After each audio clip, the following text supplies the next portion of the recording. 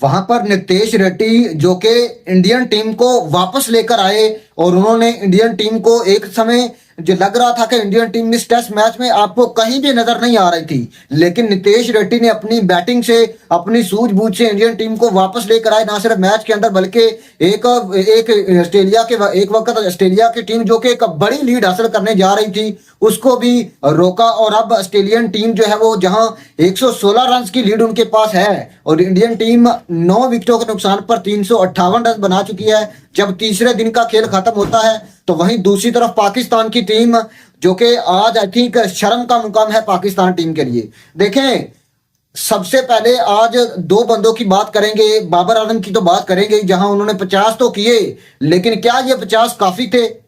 और दूसरी तरफ मोहम्मद रिजवान जो कि आज एक ऐसी गेंद के ऊपर आउट हुए जिस गेंद के ऊपर आई थिंक कोई यंगस्टर जो है वो बैटिंग करने आए तो वो भी आउट नहीं होता।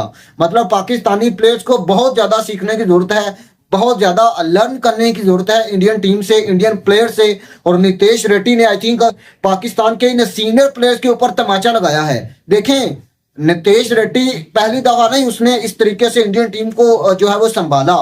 आपने अगर पीछे 2-3 सीरीज देख लें या जब से वो इंडियन टीम में उसने डेब्यू किया है, हमको किसी ना किसी मैच में, मतलब एक टेस्ट मैच है तो उसकी किसी ना किसी इनिंग में वो उस तरीके से कंट्रीब्यूशन अपना करता है कि इंडियन टीम इंडियन टीम को जो चीज चाहिए होती है वो देता है। मतलब अब तो विराट कोहली, रोहित शर्मा, जायसवाल, केएल राहुल, ऋषभ पंत वगैरह बड़े नाम जो थे वो उस तरीके से नहीं चले। लग रहा था कि इंडियन टीम आज इस टेस्ट मैच में उस तरीके से एमसीजी में कुछ बड़ा नहीं करेगी, लेकिन नितेश रेड्डी ने वाशिंगटन सुंदर के साथ मिलकर वो जो एक 100+ की पार्टनरशिप की, मेरे ख्याल से वो पार्टनरशिप ने कमर तोड़ दी ऑस्ट्रेलिया की। और इंडियन टीम का इस तरीके से बाउंस बैक आई थिंक बहुत ज्यादा हैरान कुन भी है। और आई थिंक ये दिखाता है कि वो बंदा किस किस किस माइंडसेट का है, क्योंकि प्रेशर सिचुएशन में 100 करना, वो भी नॉट आउट, अभी भी वो 105 पर भजन ग्रीस के ऊपर मौजूद है। और वहीं दूसरी तरफ अंडर प्रेशर सिचुएशन में आपके कप्तान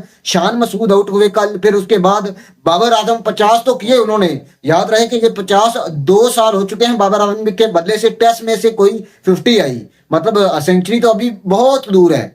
2 साल बाद आपका वो बैटर जिसको आप दुनिया का बड़ा बैटर कहते हैं उसके बल्ले से 50 आया है, तो आप अंदाजा लगा सकते हैं कि 100 के लिए अब अभी हमें कितना इंतजार करना होगा। और ये 50 भी ना आता तो आई थिंक अच्छा था, आपकी टीम चलो हार तो जाती। अब ना यहाँ खड़े हैं ना वहां खड़े हैं, और इस 50 में आउट होने के बाद आपकी टीम फिर वहां पर चली गई। और दूसरी तरफ शर्म आनी चाहिए मोहम्मद रिजवान को। अब नहीं आपने परफॉर्म करना, अब नहीं आपने पाकिस्तान की टीम को संभालना, तो फिर कब संभालना है? मतलब आप ऐसी गेंद के ऊपर आउट हो रहे हैं कि जिस गेंद के ऊपर जिस गेंद के ऊपर बात करते हुए भी शर्म आ रही है कि रिजवान ऐसी गेंद के ऊपर आउट हुई। और 6 विकेटें मार्को जॉनसन ने हासिल की। याद रहे कि मार्को जॉनसन एक लेफ्ट आर्म फास्ट बॉलर है, और आपके पास दुनिया के बड़े बड़े फास्ट बॉलर जो हैं वो लेफ्ट आर्म फास्ट बॉलर आपकी टीम में रह चुके हैं। अगर बात करें तो दी ग्रेट वसीम अकरम सबसे ऊपर, दुनिया में सबसे ऊपर उनका नाम आता है। फिर उसके बाद पाकिस्तान के हाल ही में जिन्होंने रिटायरमेंट ली, मोहम्मद आमिर की बात कर रहा हूँ। दुनिया का सबसे बड़ा बैटर विराट कोहली उसकी तारीफ करके वो कहते हैं कि मोहम्मद आमिर जो है वो बहुत ही ज्यादा डिफिकल्ट है। फिर उसके बाद शाहीन शाह अफरीदी, और फिर उसके बाद अगर देखें तो आपके पास और भी काफी अच्छे फास्ट लेफ्ट आर्मर हैं, लेकिन आपके प्लेयर फिर भी लेफ्ट आर्म पेसर के सामने पहली इनिंग में भी उन्होंने, मार्को जॉनसन ने आपको आपकी टीम को दबोचा, और सेकंड इनिंग ने तो उसने अकेले दम पर ही पाकिस्तान टीम को जो है वो बछाड़ कर रख दिया। पहले इसे आज की अगर बात करें तो पहले बाबर आजम को आउट किया, फिर उसके बाद रिजवान को आउट किया, और ये दोनों ही मेन बैटर थे। अगर आपने कल मेरी वीडियो देखी है तो मैंने कल आपको बताया था कि पाकिस्तान टीम अगर इस टेस्ट मैच में वापस आना चाहती है या आपने ये टेस्ट मैच जीतना है, तो फिर सेकंड इनिंग में रिजवान और बाबर का किरदार बहुत ज्यादा अहम होगा। और दूसरी तरफ अगर अब तो ये टेस्ट मैच आई थिंक समझ नहीं आ रही कि कहां जाएगा। 148 रन का टारगेट है, और इतनी जान है ऑस्ट्रेलिया के अंदर, इतनी उनके अंदर इतना मादा है। टेम्बा बवूमा, फिर उसके बाद एडम मार्करम, या जितने भी उनके यंगस्टर हैं उनके अंदर इतनी काबिलियत है कि वो 148 रन तो हदफ का जो स्कोर है उसको जो है वो अचीव कर सकें। और बाकी दूसरी तरफ अगर देखें तो तीसरा टेस्ट मैच एमसीजी में जहां इंडियन टीम जो है वो सामना कर रही है ऑस्ट्रेलिया का, आपको बताया कि नितेश रेड्डी जो कि एक उभरता हुआ नाम निकलकर सामने आया स्पेशली मिडल ऑर्डर में। और याद रहे कि चेतेश्वर पुजारा, अजिंक्य रहाणे, फिर उसके बाद श्रेयस अय्यर, इन ये जो 3-4 बड़े नाम थे, उनके जाने के बाद एक स्लॉट खाली था 6 नंबर का, 7 नंबर का, जहां पर एक ऐसे बैटर की जरूरत थी जो कि प्रेशर सिचुएशन में अपने आप को प्रूव कर सके। और नितेश रेड्डी ने ये बार बार करके दिखाया है। और इस टेस्ट मैच की अगर बात करें तो आई थिंक बहुत ज्यादा मायूस हुआ मैं जब रोहित शर्मा जो कि ओपन करने आए राहुल की जगह। हालांकि पहले नहीं, दूसरा जो टेस्ट मैच था, पहला टेस्ट मैच, उसमें राहुल ने ओपनिंग करते हुए एक अच्छा स्टार्ट दिया था, लेकिन फिर रोहित शर्मा दोबारा से ओपन करने आए और फिर बैक बैक फ्लॉप हो रहे हैं रोहित शर्मा। तो अब रोहित शर्मा की कप्तानी के ऊपर भी सवाल है।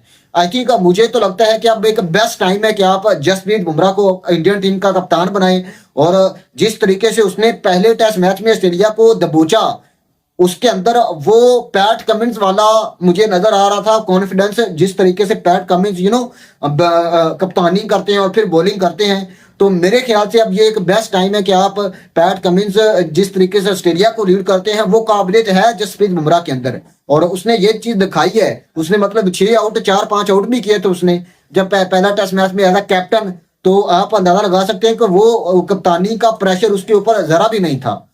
और इस टेस्ट मैच में भी आई थिंक होपफुल कि इंडियन टीम इस टेस्ट मैच को बचाने में कामयाब रहे। क्योंकि अब एक चीज आपको बता दूं कि ये जो टेस्ट मैच है, इसमें 9 विकेटें गिर चुकी हैं इंडिया की, लेकिन ऑस्ट्रेलिया का जो है वो उनका यही होगा कि वो आते सारी जो है वो इंडियन टीम को दबोचे, फिर उसके बाद एक तेज तराज 200-250 रन करके 350-400 का टारगेट जो है वो इंडिया के सामने रखें और 1.5 दिन बाकी रहे।